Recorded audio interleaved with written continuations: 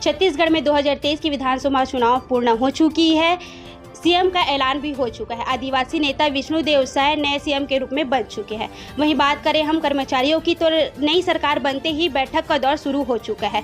इसी बैठक के विषय को लेकर आज हम बात करेंगे छत्तीसगढ़ के अनियमित कर्मचारी महासंघ के प्रदेश अध्यक्ष रवि गढ़पाली जी से। सर, सबसे पहले तो हमारे न्यूज़ CG24 में आपका स्वागत है। जी, बहुत बहुत धन्यवाद आपका भी। छत्तीसगढ़ अनियमित कर्मचारी महासंघ की बैठक है, वहीं साथ ही छत्तीसगढ़ अनियमित कर्मचारी मोर्चा की बैठक रखी गई है। तो क्या ये संगठन अलग है? इस पर क्या राय है आपकी?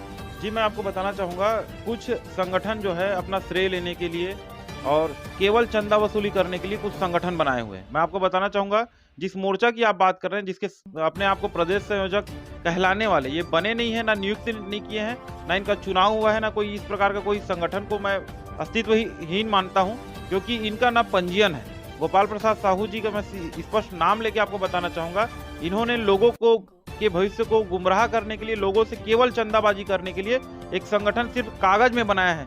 जो मोर्चा नाम का जो है वो केवल कागज में बनाया है, और छत्तीसगढ़ संयुक्त अनियमित कर्मचारी महासंघ से मिलता जुलता उन्होंने नाम ये किया था ताकि लोगों को गुमराह करने में आसानी हो।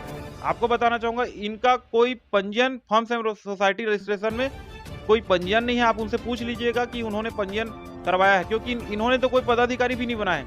प्रदेश स्तर पे इनका कोई पदाधिकारी है।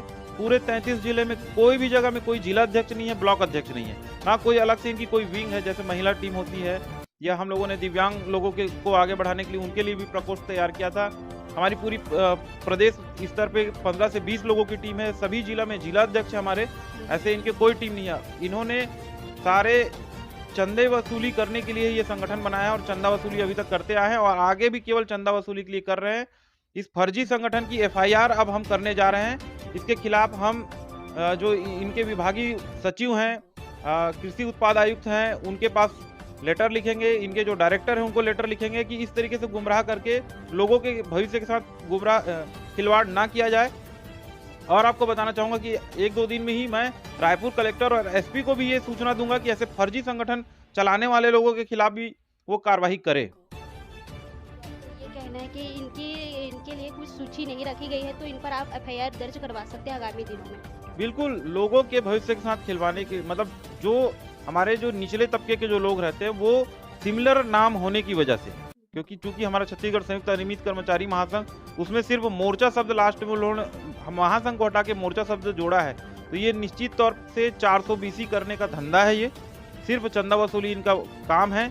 जब आंदोलन करने की बारी आई, संघर्ष करने की बारी आई, लाठी खाने की बारी आई, तो हम आगे थे। आपको मालूम होगा कि मैं और मेरे साथ 5 पदाधिकारी रायपुर सेंट्रल जेल की हवा खा चुके हैं कांग्रेस पार्टी की वजह से। कांग्रेस पार्टी ने हमारे पदाधिकारियों को कई मामलों में FIR दर्ज किया, फर्जी FIR दर्ज की है। इतने संघर्ष किए हैं हम लोगों ने। कांग्रेस की 5 साल की जो सरकार थी उसमें 7 चरणों का हम लोगों ने आंदोलन चलाया, 72 घंटे का यहाँ पर जाम करवाया। फिर समर्थन में हम लोगों ने स्पष्ट रूप से लेटर भी जारी किया था कि इस झूठी गूंगी बहरी सरकार के खिलाफ हम लोगों ने बाकायदा महासंघ के लेटर हेड से नोटिफिकेशन जारी किया था कि भारतीय जनता पार्टी के सपोर्ट में वोट देना। वो इसलिए कि इन्होंने लिख कर, कांग्रेस पार्टी ने लिख कर हमारे साथ वादा खिलाफी किया। पढ़े लिखे लोगों को लिख कर झूठ बोला, बड़े बड़े होर्डिंग लगाया और घोषणा पत्र में रखा था। कांग्रेस पार्टी ने उसको पूरा नहीं किया। क्योंकि यहाँ पर मोदी जी की गारंटी हमको दिखी, हमने प्रदेश पदाधिकारियों से बात किया, प्रदेश पदाधिकारियों ने हमको आश्वस्त किया कि मोदी जी की गारंटी में अगर जो चीज लिखा है वो पूरा होगा। इसलिए हम लोगों ने भारतीय जनता पार्टी को सपोर्ट भी किया था। उस समय ये लोग कहाँ थे? ना ये जेल गए हैं, ना किसी संघर्ष में वो साथ दिखे हैं, ना किसी संघर्ष में उन लोगों का कोई चीज दिखता नहीं। सिर्फ एक दिन का आंदोलन बस कर दिया और हो गया।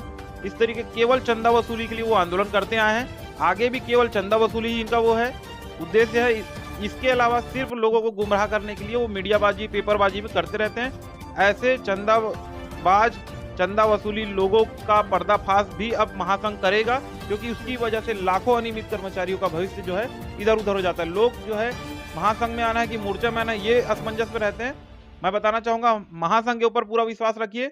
हम लोगों ने ही कांग्रेस पार्टी के घोषणा पत्र में शामिल कराया था अपनी वादों को, और हमारा ही वो मंच था जिसमें पूर्व मुख्यमंत्री भूपेश बघेल जी आए थे। ये छत्तीसगढ़ संयुक्त अनियमित कर्मचारी महासंघ ही है।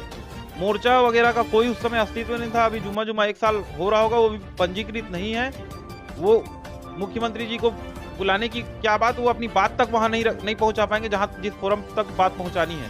तो इस बार भी हम लोगों ने कहा है कि जो भावी हमारे जो विष्णुदेव साय जी जो नए मुख्यमंत्री बने हैं, उनको भी फरवरी महीने के आसपास हम लोग एक डेट डिसाइड करके उन्हें रायपुर के इंडोर स्टेडियम में एक बड़ा कार्यक्रम करके अपनी बातें वहां पर रखेंगे और मुख्यमंत्री जी शायद हो सकता है कि वहां से बहुत सारी चीजें घोषणा भी करेंगे।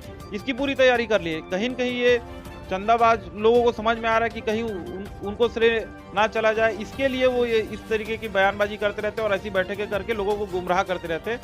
ऐसे फर्जी बैठकों, फर्जी संगठन चलाने वालों के खिलाफ छत्तीसगढ़ संयुक्त अनियमित कर्मचारी महासंघ चुप नहीं रहेगा। रायपुर कलेक्टर और एसपी को हम लोग स्पष्ट एक लेटर जारी करेंगे कि ऐसे लोगों आगे चल के अगर कोई कंप्लेन या आगे चल के कोई धरना प्रदर्शन या आगे चल के लोगों को गुमराह करने के लिए इस तरीके की चीजें अगर उन लोग करते हैं तो ये असामाजिक तत्व हैं। इस असामाजिक तत्वों के खिलाफ अनियमित कर्मचारी महासंघ खड़ा रहेगा।